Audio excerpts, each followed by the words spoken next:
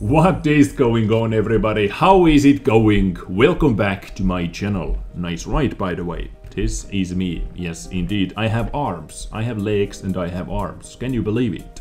But welcome to Biketime with Dezgamez Part 2. After almost 2 years since I released my previous episode, my first episode in this series. And here is one of our main guests today, Green Beast, my beauty. That is almost 9 years old. I have had this beast for almost exactly 9 years, if I think about it. And if you would see it with your own eyes, you couldn't tell the difference between this one and the new one. Of course, besides the design differences, which are quite significant, but I have been taking such a good care of it. It looks almost exactly like brand new, even after 9 years, because I like it. I like to take care of it, and you should take care of your iron horse or your metal horse or your iron beast, or call it how you want. Anyway, as I said, my bike is only one of the main guests in today's episode, because today's episode is dedicated to the one and only Metin Candemir. Before I am going to let you know who this guy is and why this episode is dedicated to Metin Candemir, how many of you can recognize the name without seeing any comments, simply by hearing Metin Candemir? Well, I hope this is how you have to pronounce your name, by the way. Metin Candemir. Rings any bells? No? Maybe Motovlog Dez, please. Yes, indeed. This is the guy who simply didn't give up. I do not even know how long time Metin Candemir has been commenting Motovlog Dez please under every single freaking episode that I have released. At least in the past 8 months or maybe even 10 months. Every single episode, Motovlog Dez please. You simply didn't give up, did you, Metin? But now you can take a break. It is over. It is done. It is over here. My motovlog called Biketime with Dezgamez is over here. Part 2 is finally over here. You can rest, and now you can leave regular comments under my episodes. And to know, guys, please do not take Metin's position.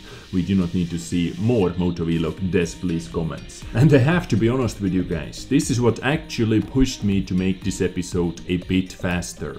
All the likes on Metin's comments, all the replies under the Metin's comments, like please Dez, make it happen, save Metin. Like this guy is commenting under every single freaking episode, and there were a lot of memes actually, comments like here before the Motovlog guy, like is everything okay with Metin? I haven't seen him commenting under this episode, and yeah, a lot of memes around it. Anyway, moving on into the next topic, and this is the video quality. I think the video quality itself is okay, but I have to say sorry for the sound quality. At the moment you can hear windy sound, sometimes my bike sound as well, but my setup is not finalized yet. I would like to ride and talk at the same time, like they do in the real motovlogs. You know, I'm driving around, talking at the same time, recording and talking, and pointing at stuff. It is 10 times easier. It would be 10 times more awesome as well, in my opinion.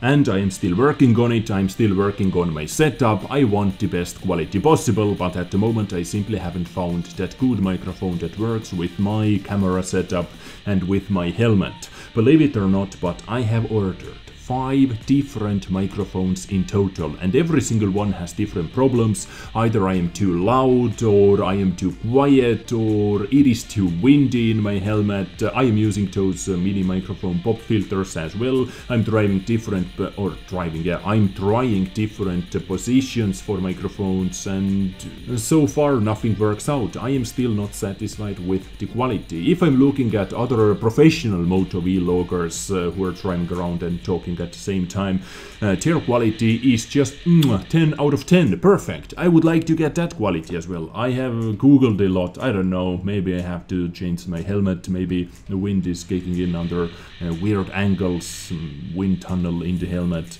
although my helmet is actually quite high quality. I don't know, I have to do some more testing, and I'm doing it. And what I'm going to do with those 5 microphones, I don't know, maybe giveaway on my channel because I do not have anything else to do with that. But here in the distance you can see our Estonian 100th anniversary symbol. 1 and 0 0. That is actually pretty sexy, I have to say. I like it. And this is our Freedom Square, if I am not mistaken. This is how we call it in English. But that much about this topic, about my setup and my future plans with the quality, video quality, while I'm recording more Motovlog Dez episodes. Anyway, the entire idea behind it 2 years ago was that I'm driving around, I'm answering to some of your questions that you leave under my previous episodes and moving on from there. So if you have any questions for my next episode, please leave them in the comment section down below. You can ask about anything, about caves, about tanks, about, I don't know, Tallinn, about Estonia, where I live, about different things. Just leave them in the comments down below. And now I actually tried to answer to some of your comments that you left me almost 2 years ago under my previous episode that was released on September 20, 2016. So let's go. First comment comes from Top Ace. What type of riding is your ideal? Sport touring or smaller nice rides? It depends on the mood, like sometimes sport touring, sometimes just cruising, chilling, like whatever. It 100% depends on the mood. Sometimes I like to rip it as well as hard as possible, but of course when it is safe and on safe roads and then stuff like that. So it totally depends on the mood. I can say I eat everything, absolutely everything. And Top Ace also wanted to know, is this your only ride? What did you start with? I have so many questions. Okay, please send them in. If you have any more questions after 2 years, please send them in. But yes, this is my only ride at the moment. I do not have anything else, and at the moment I do not plan switching or buying anything else, because as I said, it feels like it is still brand new, even after 9 years. Next question, what did you start with? I go way back. I do not even know how many years I have been riding. When I was super young, I had to work the entire summer to earn enough money, or at least some of it, to buy my first moped. I picked strawberries, I picked apples, I did stuff like that to earn enough money to buy my first moped that had 2 gears. After that I moved on another moped that had 2 gears as well. After that a bit more powerful moped with 3 gears.